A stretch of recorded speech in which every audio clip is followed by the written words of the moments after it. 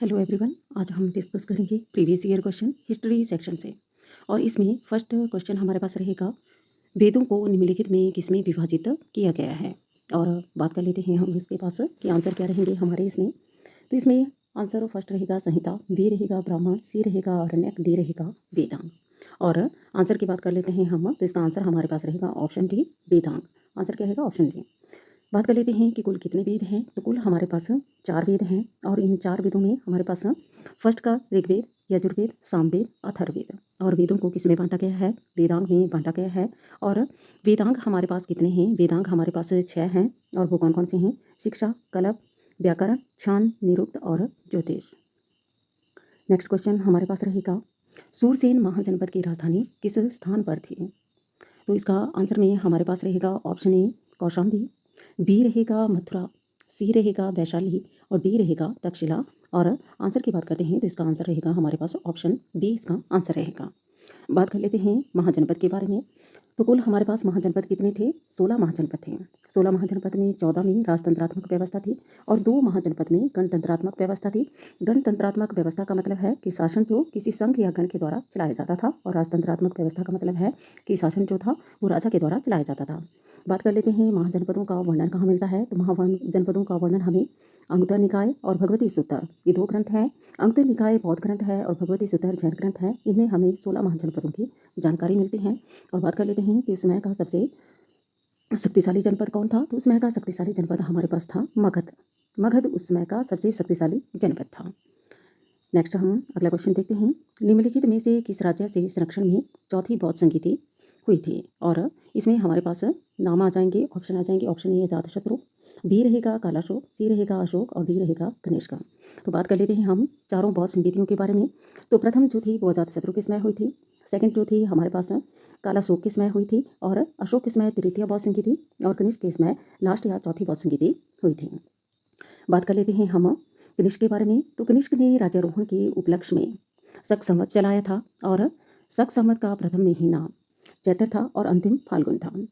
भारतीय राष्ट्रीय कैलेंडर में शक संवत को शामिल किया गया है। और बात करते हैं कनिष्क के बारे में। तो कनिष्क ने कश्मीर में कनिष्कपुर शहर बसाया था। और नागार्जुन और चरक जो थे वो कनिष्क के दरबार में रहते थे। और चौथी बौद्ध संगीति जो थी वो कनिष्क के समय हुई थी। नेक्स्ट क्वेश्चन हमारे पास रहेगा, सर्वाधिक प्रसिद्ध भारतीय ग्रीक शासक कौन था? तो ऑप्शन में हम बात कर लेते हैं कि इसका ऑप्शन रहेगा हमारे पास मिनांडर, बी रहेगा सिकंदर, सी रहेगा सेल्यूकस निकेटर और डी रहेगा कुषाण। और यदि हम इसके आंसर की बात करें तो ऑप्शन ए इसका आंसर रहेगा। नेक्स्ट हमारे पास रहेगा कि बात कर लेते हैं हम हिंदी वन शासकों के बारे में। तो इनकी राजधानी के बारे में बात करते हैं। तो इनकी राजधानी सियालकोट थी। और इस वंश का प्रमुख शासक मिनांडर या मिलिंद था। मिनांडर को ही मिलिंद कहा जाता था। और इसका वर्णन हमें कहाँ मिलता है? मिलिंद वनहों में मिलता है, जिसमें नागसेन और मिनांडर के बीच संवाद का वर्णन है, प्रश्न उत्तर का वर्णन है। और इसमें विषय क्या था? बौद्ध दर्शन इसमें विषय है।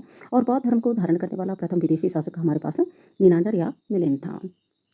नेक्स्ट क्वेश्चन देख लेते हैं हम, अजंता चित्रकला किस काल से संबंधित है?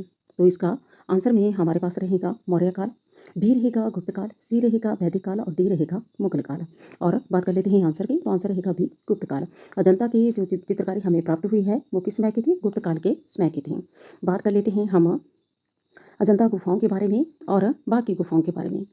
अजंता की गुफाएं और बाघ की गुफाएं हमें गुप्त काल के समय से मिली हैं। और अजंता की गुफाएं औरंगाबाद महाराष्ट्र में हैं, जबकि बाघ की गुफाएं मध्य प्रदेश में हैं।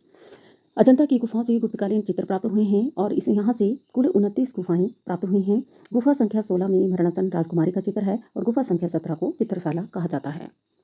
नेक्स्ट क्वेश्चन रहेगा हमारे पास, जजिया कर किस पर था? और बात कर लेते हैं हम। तो जजिया जो था, ऑप्शन ए रहेगा केवल मुसलमानों पर, बी रहेगा केवल गैर मुसलमानों पर, सी रहेगा मुसलमानों और गैर मुस्लिम दोनों पर और डी रहेगा इनमें से कोई नहीं। तो बात कर लेते हैं हम कि इसका आंसर क्या रहेगा। ऑप्शन बी इसका आंसर रहेगा गैर मुसलमानों पर। और बात कर लेते हैं हम कि जजिया क्या था। जजिया एक प्रकार का धार्मिक कर था और भारत में सबसे पहले जजिया मोहम्मद बिन कासिम ने लगाया था। जजिया कर को बाद में अकबर ने समाप्त कर दिया था, लेकिन औरंगजेब ने इसे पुनः दोबारा से लागू करवा दिया था। यानी कि दोबारा से जजिया कौन लेता था? औरंगजेब ने दोबारा से जजिया लेना शुरू कर दिया था। नेक्स्ट क्वेश्चन हमारे पास रहेगा, निम्नलिखित में से किसके द्वारा दक्षिण में बहमनी राज्य की स्थापना की गई? और इसके आंसर के बारे में हम बात करते हैं। तो आंसर रहेगा हमारे पास option A Hasan Gangu, B रहेगा हरिहर प्रथम, सी रहेगा वीर नरसिंह और डी रहेगा कृष्णदेव राय। और आंसर की बात करते हैं तो ऑप्शन ए इसका आंसर रहेगा। और हसन गंगू को जफर खान के नाम से भी जाना जाता था और इन्होंने उपाधि क्या धारण की थी? जब शासक बने तो इन्होंने अलाउद्दीन हसन या बहमन शाह की उपाधि धारण की थी। बात कर लेते हैं इनकी राजधानी कहाँ थी? तो इनकी राजधानी गुलबर्गा में थी, जो कि वर्तमान में कर्नाटक में है। इन्होंने हिंदू शासकों को पद और जागीर दिया था और हिंदुओं पर जजिया कर भी नहीं लगाया था। नेक्स्ट क्वेश्चन रहेगा हमारे पास, कौन सा भक्ति संत शिवाजी का समकालीन था?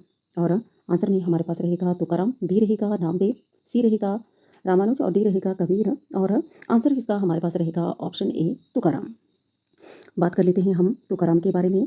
तो तुकाराम 7वीं सदी में हिंदू कवि और महाराष्ट्र में भक्ति आंदोलन के संत थे।